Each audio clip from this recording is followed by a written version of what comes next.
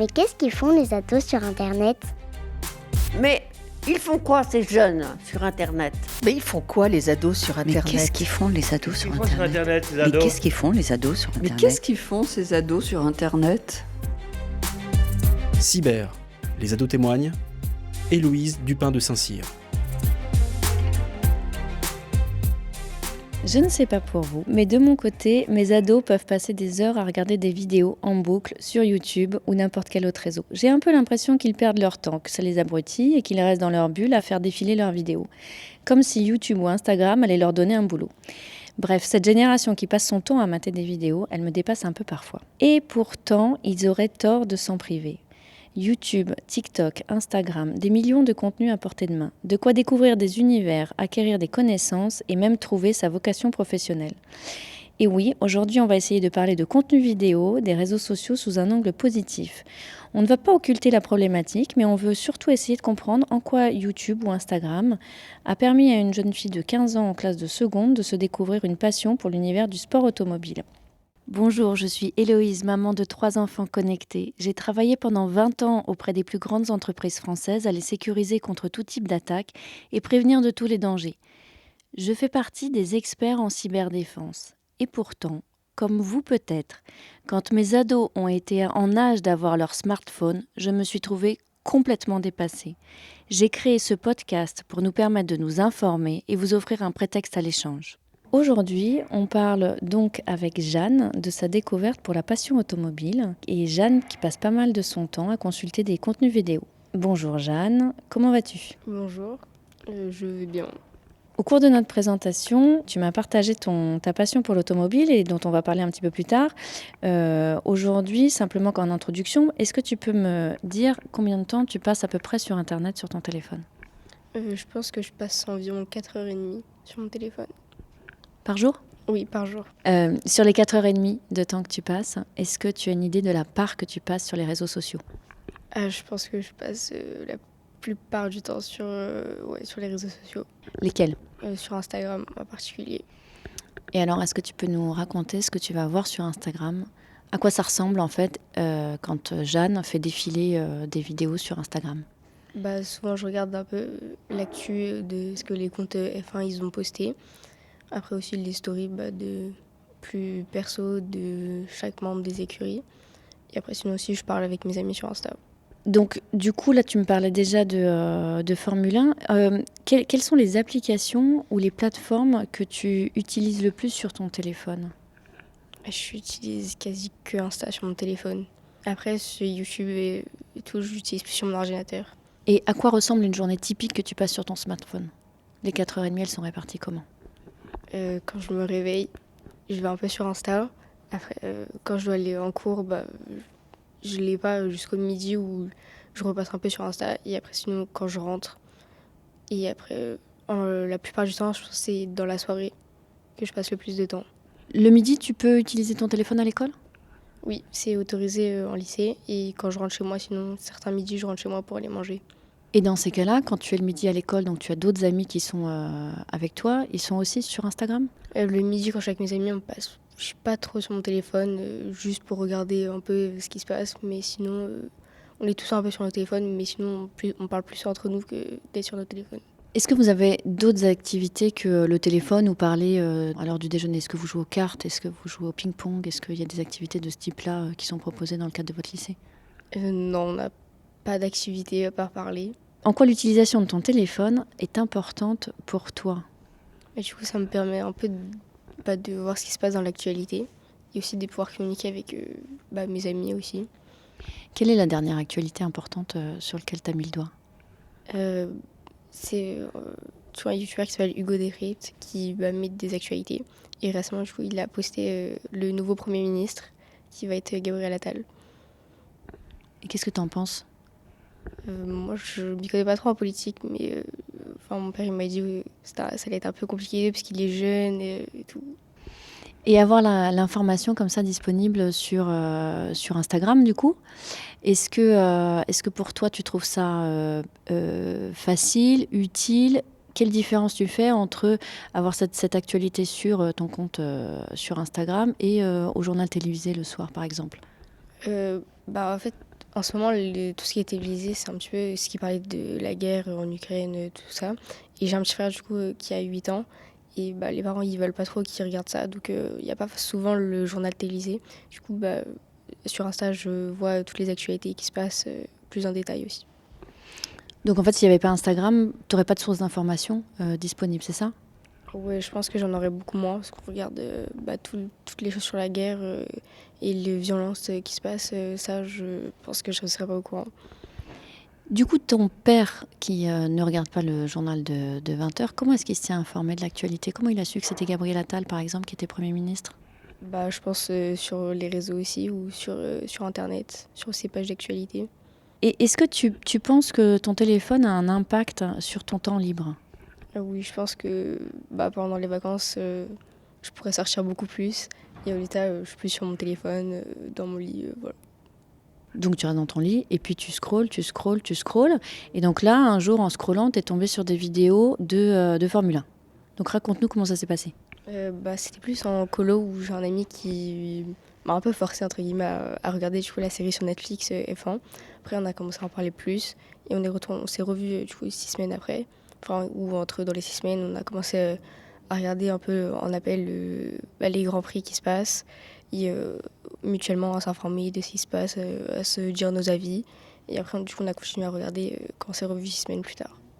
Est-ce que tu te rappelles comment tu as fait le lien entre la découverte de la Formule 1 au travers de cette vidéo sur Netflix et puis le passage maintenant aux vidéos sur Instagram et à la documentation que tu as? Du coup, j'ai commencé par regarder les Grands Prix donc, sur les chaînes qui diffusent.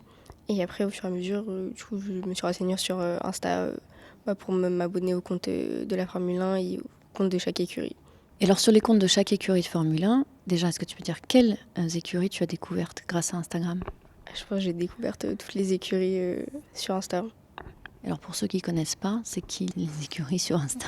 Du coup, il y en a 10. Il y a les plus grandes écuries, c'est Ferrari, Red Bull, Mercedes et McLaren. Et après, il y en a qui sont un peu plus petites, on va dire. Donc il y a Haas, Williams, AlphaTauri. J'en ai peut-être oublié. Donc on voit que tu les connais toutes grâce au réseau. Et qu'est-ce qu'elles montrent ces écuries sur Instagram? Elles montrent, parfois elles montrent des parties du GP pendant la course. Dans un Grand Prix, il y a les essais libres où les voitures s'entraînent, les pilotes sur la piste. Et après, il y a les qualifications en 3 temps.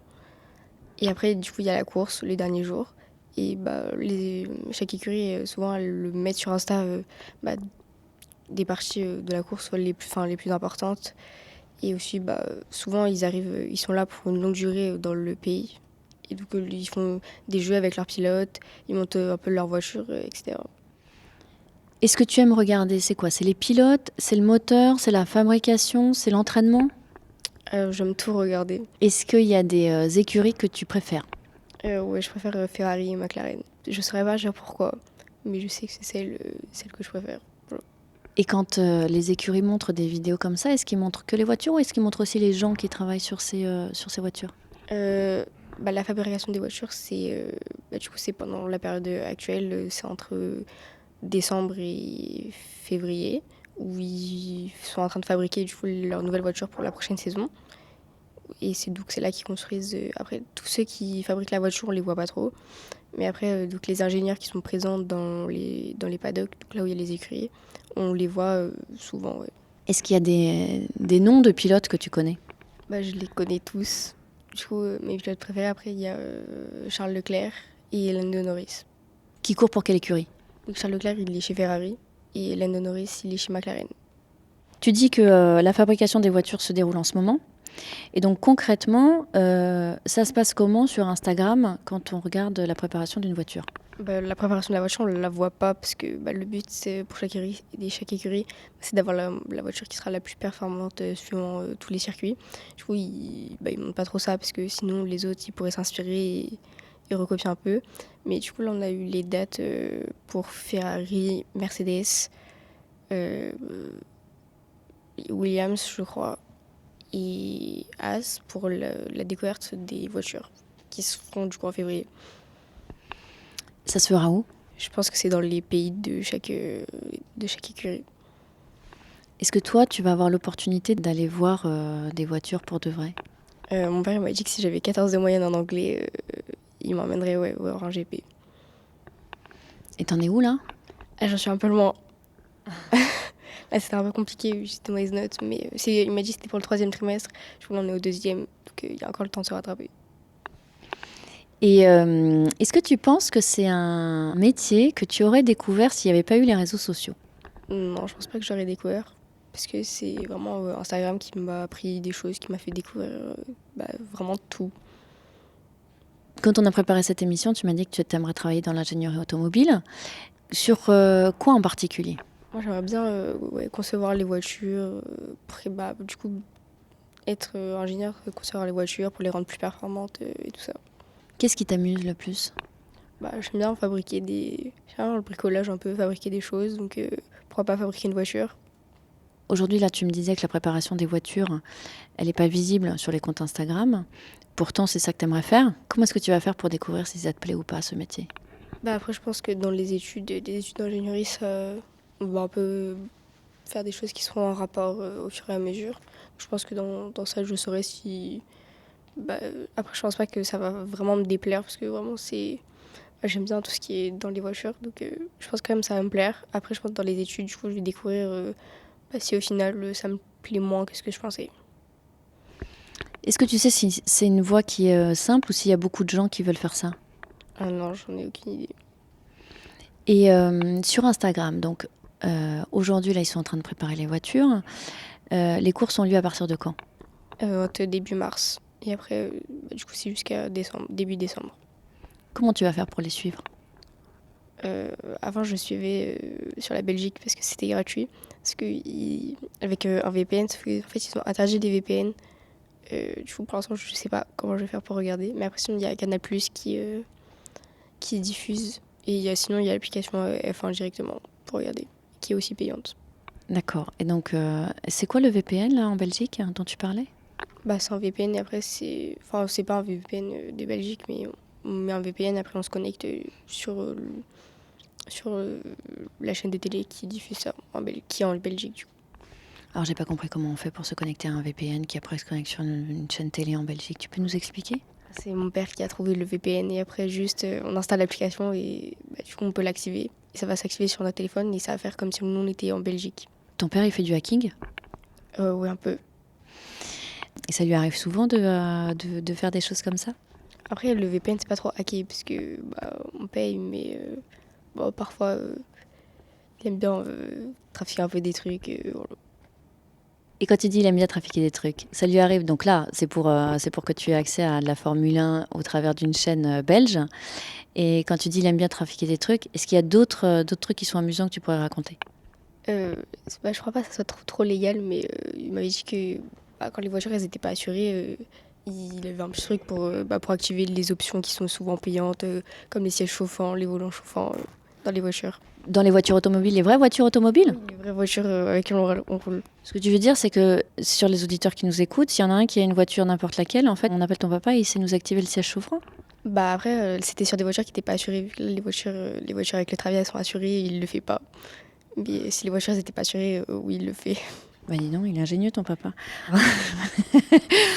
Et est-ce qu'il y a d'autres choses encore amusantes que tu as découvertes qu'on arrive à faire? Du coup, il travaille dans la sécurité défense. Et je sais plus sur quoi, c'était il y a longtemps. Il s'est amusé avec des collègues. Il devait se dire une information. Et du coup, avec le service et tout, il devait savoir si l'information sur les personnes qui étaient autour, c'était vrai ou pas.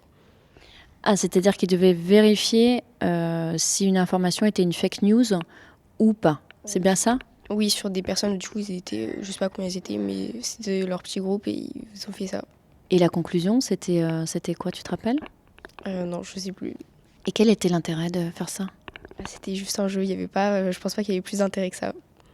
Aujourd'hui, tu sais que c'est un travail d'investigation que les journalistes sont obligés de réaliser justement parce qu'on ne sait plus très bien qu'est-ce qui est une fake news et qu'est-ce qui est une vraie information. Toi, quand tu regardes les réseaux sociaux et tout ça, est-ce que tu penses que tu es manipulé? Je pense qu'inconsciemment, on est tous manipulés. Après, du coup, mon père, il travaille dans la sécurité défense. Il arrive à savoir quand même la plupart du temps si c'est des fake news ou pas. Du coup, quand j'ai un doute, je vais le voir et après, il me dit si c'est une fake news ou pas. Ça t'arrive souvent d'avoir des doutes? Sur Insta, pas trop. Sur les comptes que je suis, souvent, c'est pas des fake news. Mais après, quand il y a des pubs qui passent ou si quand on voit des pubs, après, on se dit ouais, ça pourrait être bien, j'aimerais bien me l'acheter et tout. Ça, toujours avant, je demande à mon père si c'est bien et où faut l'acheter, si c'est quelque chose qui est bien. Par exemple, est-ce que tu te rappelles la dernière fois que tu lui as posé la question? Non, je me rappelle pas. Mais donc du coup, ça veut dire qu'aujourd'hui, tu te sens en sécurité parce que ton papa travaille dans la cyberdéfense et donc du coup, tu te dis que tu as une source d'information fiable. Si jamais ton papa ne travaillait pas dans la cyberdéfense, comment tu ferais? Ah, c'est une bonne question. Je sais pas. Après, il y a... du coup, sur YouTube, il y en a quand même qui expliquent comment on peut voir si c'est une arnaque ou pas.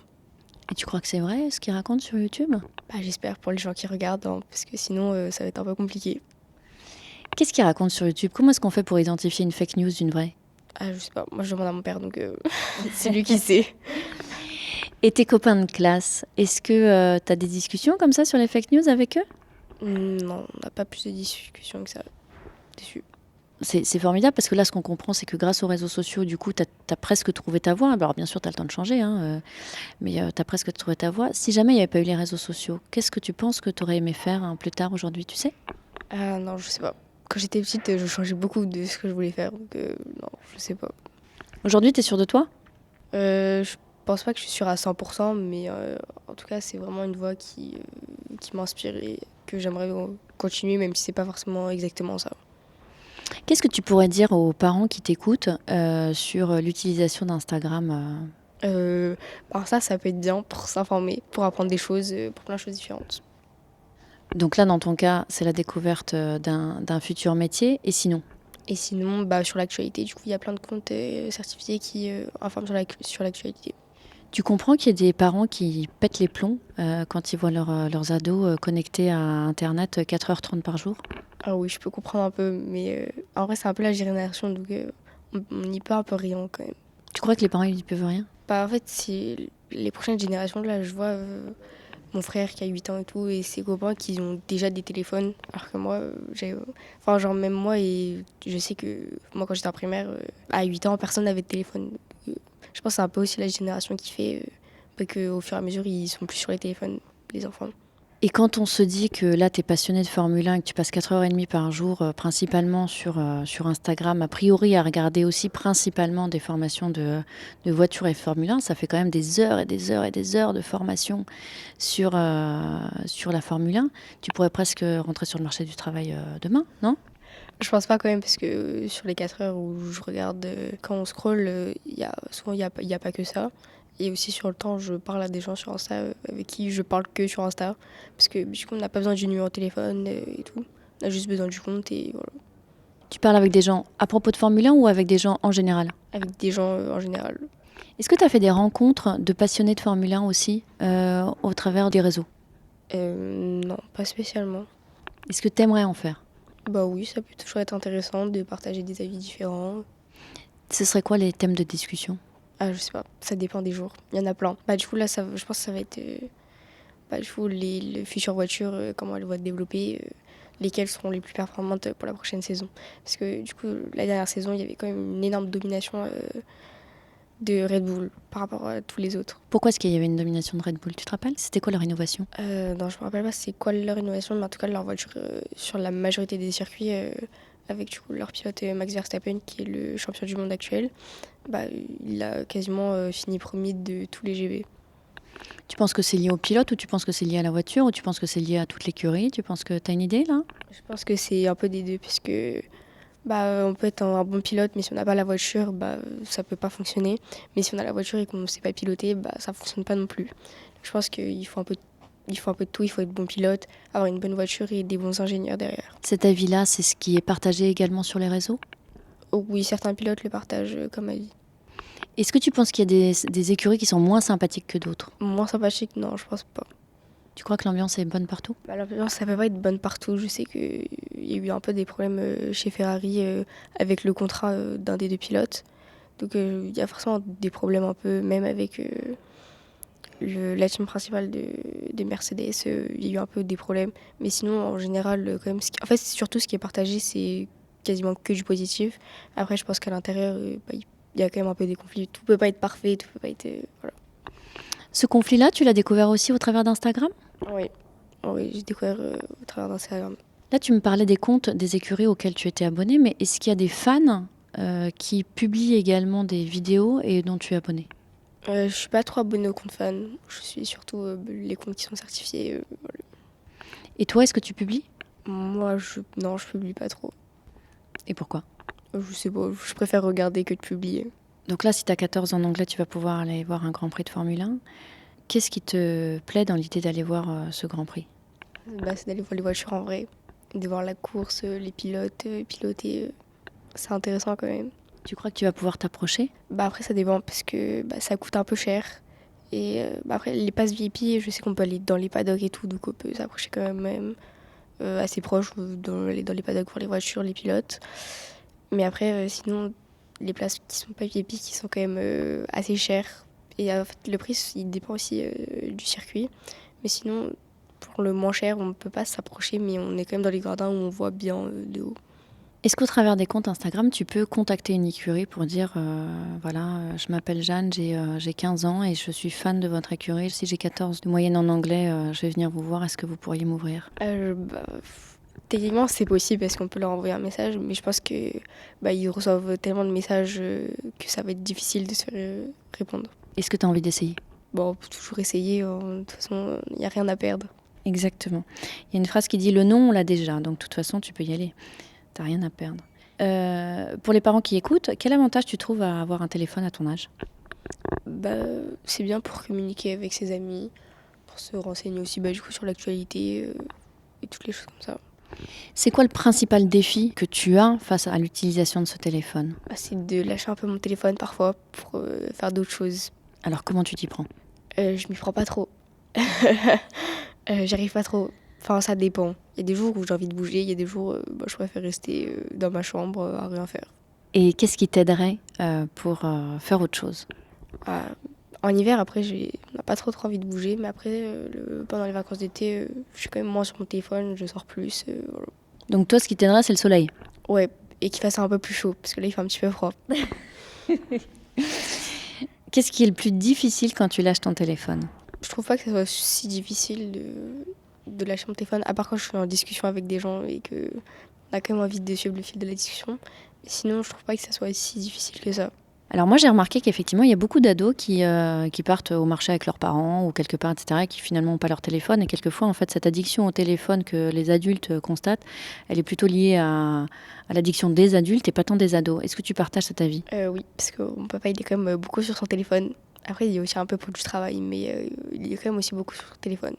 Donc, c'est un peu à cause de lui, en fait, aussi. C'est un peu à cause de lui que tu es sur ton téléphone ? Ah oui, il montre l'exemple d'être sur son téléphone. Voilà. Donc finalement, la recommandation que tu aurais à faire aux parents, c'est quoi ? C'est de lâcher leur téléphone pour que les ados lâchent leur téléphone ? Oui, ça pourrait aider. Quand tu es à table, par exemple, en famille, est-ce que vous avez le droit au téléphone ? Non, on n'a pas le droit au téléphone. On n'a pas le droit qu'il soit sur la table non plus et qu'il soit dans le... En fait, si on l'entend sonner, il faut qu'il soit plus loin. Et on n'a pas le droit d'utiliser la table. Voilà. Ton père non plus ? Non, mon père non plus. Il n'a pas le droit. Il se fait gronder par ma mère quand il utilise la table. Et quand tu dis qu'il est très souvent connecté, c'est par exemple, c'est le week-end, c'est le soir, c'est quand vous êtes devant la télé ? Comment ça se passe ? C'est tout le temps. Tout le temps. Quand on est à table, parfois, quand même, il essaye de regarder parfois. Devant la télé, il est aussi sur son téléphone. Ouais, il est un peu tout le temps. Si tu étais sa mère, tu lui dirais quoi ? Je lui dirais de lâcher son téléphone un petit peu. Et qu'est-ce que tu ferais pour le motiver ? Je sais pas. Je couperais le réseau, comme ça il pourrait pas aller sur son téléphone. Ah, c'est très punitif ton histoire.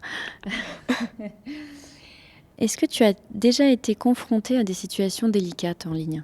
Non, jamais. Soit quand il y a des comptes bizarres, je les bloque directement. Comme ça, il n'y a pas besoin, il n'y a pas de problème. C'est quoi des comptes bizarres ? Comment on fait pour les détecter ?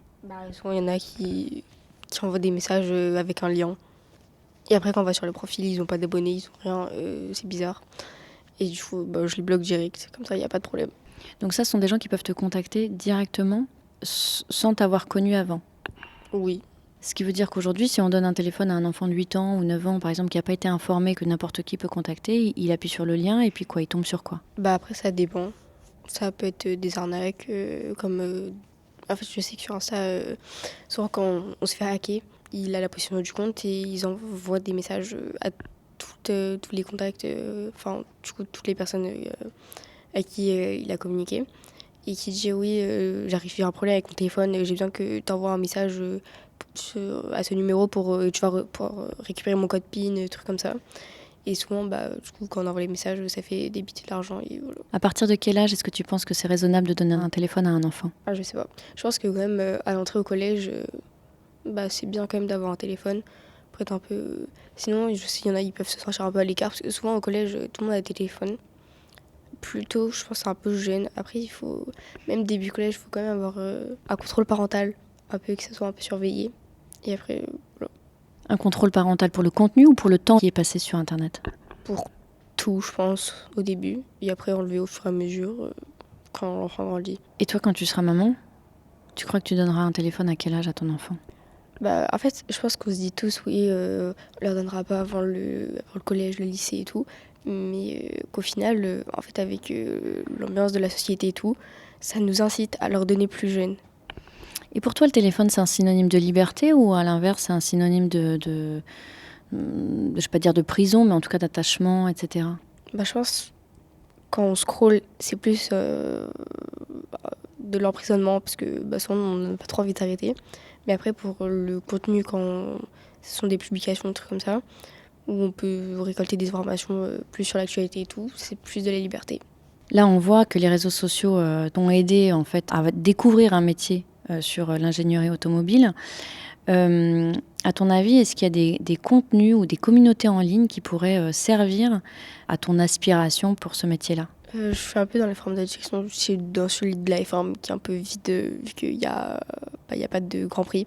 Ouais. Après, je suis d'autres, parce que je ne suis pas que la F1, je suis d'autres mondes de l'automobile aussi, où dedans je suis aussi d'autres voitures. Aujourd'hui, tu utilises Instagram, mais est-ce qu'il y a d'autres sources pour utiliser ton téléphone et suivre des actualités dans le domaine de l'ingénierie automobile? Après, on peut faire des recherches sur Internet, si on veut chercher quelque chose de précis. Et après c'est tout. Aujourd'hui, cette passion, tu la partages avec un de tes copains, donc celui avec qui tu étais en colo. Lui, il veut faire quoi plus tard? Rien à voir, il veut être médecin. Et qu'est-ce qu'il passionne dans la F1? Les voitures. Je pense que c'est les voitures. Et pourquoi est-ce qu'il t'a incité à t'intéresser aux voitures? En fait, à la colo, c'est moi qui avais mon ordinateur. Du coup, il était obligé d'avoir mon autorisation pour regarder ce qu'il voulait. Donc tu crois que c'est purement intéressé? Oui, un peu. Aujourd'hui, c'est un ami qui habite en région, tu m'avais dit. Donc vous habitez assez éloigné. Et du coup, ça te permet de garder du lien finalement avec quelqu'un que tu aurais peut-être perdu de vue sans réseau. Comment ça se passe? Oui, parce qu'on se parle quand même exclusivement sur Insta. Je pense que sinon, on se serait un peu perdu de vue. Est-ce que tu penses que c'est un outil pour se faire des amis? On peut aussi se faire des amis. Après, il faut faire attention parce que du coup, on peut s'abonner à n'importe qui, mais il faut quand même faire attention à qui on s'abonne. Est-ce que tu crois que demain, par exemple, tu pourrais rencontrer des fans de Formule 1 qui habitent dans je ne sais pas quel pays et puis t'en faire des amis et puis discuter pendant 1 an, 2 ans, 3 ans avec eux, puis peut-être les rencontrer pour de vrai dans 3 ans ou 4 ans ou jamais? Oui, je pense que c'est possible parce qu'après, on peut toujours aller dans les abonnés de chaque compte et voir qui est abonné. Du coup, on peut trouver des personnes qui s'abonner à n'importe qui en fait et après lancer une discussion et voilà. Et t'aimerais comme ça créer une communauté de gens passionnés de F1 comme toi? Oui, ça pourrait être sympa. Comment tu t'y prendrais? Je pense pas que c'est moi qui commencerai le mouvement, mais non, je sais pas comment on pourrait faire. Quel avantage tu trouves dans l'utilisation des téléphones pour poursuivre ta carrière en ingénierie automobile? On peut se renseigner plus facilement, on peut essayer de trouver des contacts. Est-ce que tu penses qu'il existe d'autres sources d'informations qu'Internet? Insta. Insta, après, non, je sais pas. Faire des rencontres avec des gens qui justement travaillent dans des écuries, par exemple, tu crois que c'est quelque chose qui est accessible? Tout en soi peut être accessible, après, ça va être des choses qui sont un peu plus compliquées que d'autres, mais sinon, Quelle recommandation tu pourrais faire à un ado en classe de seconde à qui on demande de s'orienter et qui ne sait pas du tout ce qu'il veut faire? Est-ce qu'il peut se servir des réseaux sociaux pour trouver son métier? Je sais pas si on peut totalement se servir des réseaux sociaux parce que moi, du coup, c'est par le biais d'une passion un peu que j'ai trouvé. Si quelqu'un, c'est aussi par le biais d'une passion, oui, il peut se servir des réseaux sociaux. Après, sinon, je sais pas. Dans ta classe, tout le monde sait ce qu'il veut faire plus tard? Non, je pense que la plupart, ils savent pas. Est-ce qu'ils utilisent les réseaux comme outil pour trouver quoi faire? Je sais pas trop si pour l'instant ils cherchent ce qu'ils voudraient faire. Mais sinon après, C'est fou ça, parce qu'il me semblait que les professeurs, ils vous stressaient dès la 5e pour savoir ce que vous alliez faire plus tard. Et toi, tu me dis en seconde, il y en a plein qui savent toujours pas. bah ouais, après souvent, après là pour la première c'est des spécialités qu'il faut choisir. Mais après souvent c'est dans là où on a des meilleures notes qu'on choisit nos spécialités. Donc je sais pas. Les ados de ta classe qui connaissent pas la Formule 1, est-ce que tu leur partages les vidéos que tu regardes ou c'est uniquement avec le copain qui habite en région? Sur les réseaux, je parle pas trop avec les gens de ma classe. Donc non, pas spécialement. Après, parfois quand on vient au sujet de discussion, on en parle un peu. Mais sinon, j'en parle plus avec mon pote. Merci Jeanne pour notre interview. Un dernier mot pour la fin? Bah merci aussi, c'était sympa. Merci d'avoir écouté Cyber, les ados témoignent. Notre émission est disponible sur toutes les plateformes de podcast. Et pour suivre l'actualité du podcast et nous contacter, c'est sur Instagram cyber_ado et sur Facebook cyber-témoignage d'ado.